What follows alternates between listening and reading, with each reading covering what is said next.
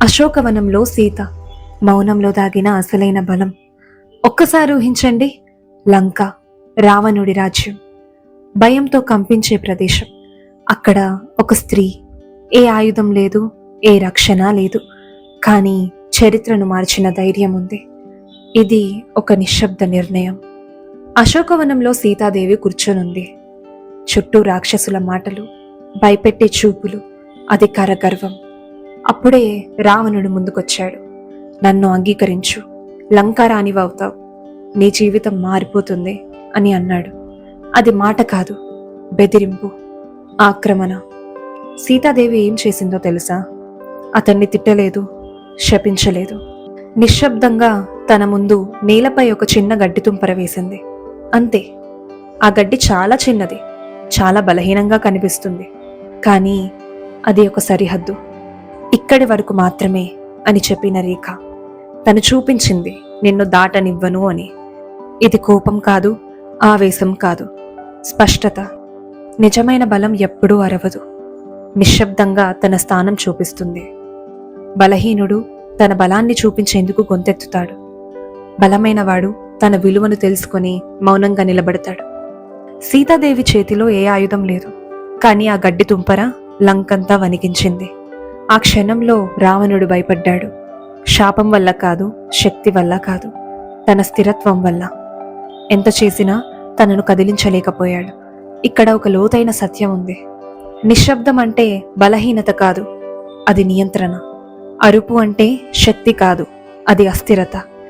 సీతాదేవి మౌనం తన లోపలున్న ధర్మానికి గుర్తు, మర్యాదకి గుర్తు. కాని కథ అక్కడితో ఆగలేదు. అశోకవనంలో సీతాదేవి గీసిన సరిహద్దు అరణ్యంలో ఉన్న శ్రీరాముడి హృదయాన్ని తాకింది. హనుమంతుడు అశోకవనంలోకి వచ్చాడు, సీతను చూశాడు. సీతాదేవి ఒక మాట చెప్పింది, నా రాముడికి చెప్పు, నేనెదురు చూస్తున్నాను అని. అది బలహీనత కాదు, విశ్వాసం. అది తెలిసిన రాముడు కోపంతో ప్రపంచాన్ని కాల్చలేదు, బాధతో నమ్మకం కోల్పోలేదు. యుద్ధానికి వెళ్ళాడు, సీత కోసం మాత్రమే కాదు, తన గౌరవం కోసం, స్వాభిమానం కోసం.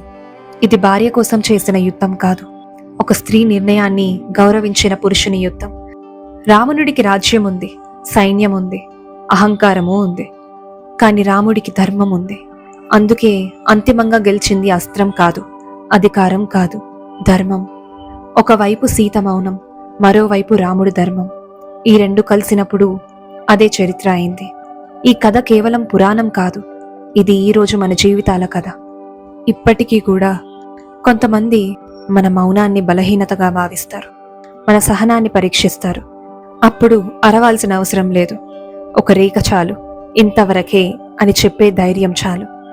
సీతాదేవి మనకు నేర్పింది, స్త్రీ బలం అంటే అందర్నీ ఎదిరించడం కాదు, తన విలువను తానే నిర్ణయించుకోవడం. రాముడు మనకు నేర్పింది, ప్రేమ అంటే స్వాధీనం కాదు, గౌరవం, రక్షణ, నిలబడటం. నిజమైన శక్తి ఇతరుల్ని భయపెట్టడంలో లేదు, తనను తాను కాపాడుకోవడంలో ఉంది. నిజమైన ధైర్యం యుద్ధంలో కాదు, మర్యాదతో నిలబడగలగడంలో ఉంది. అందుకే రామాయణం కాలాన్ని దాటి నిలిచిపోయింది. యుద్ధం వల్ల కాదు, మౌనం వల్ల, ధర్మం వల్ల. ఒక స్త్రీ గీసిన రేఖ, ఒక పురుషుడు కాపాడిన విలువ. అదే శాశ్వతమైన ప్రేమ, అదే నిజమైన బలం. అది అశోకవనంలో జరిగిన సంఘటన కాదు, అది మన జీవితాలకు ఇచ్చిన ఒక మౌన సందేశం. నిజమైన బలం అంటే శక్తిని చూపించడం కాదు, సరిహద్దు గీయడం. అదే అశోకవనంలో సీత. ఒక క్షణం, ఒక చరిత్ర.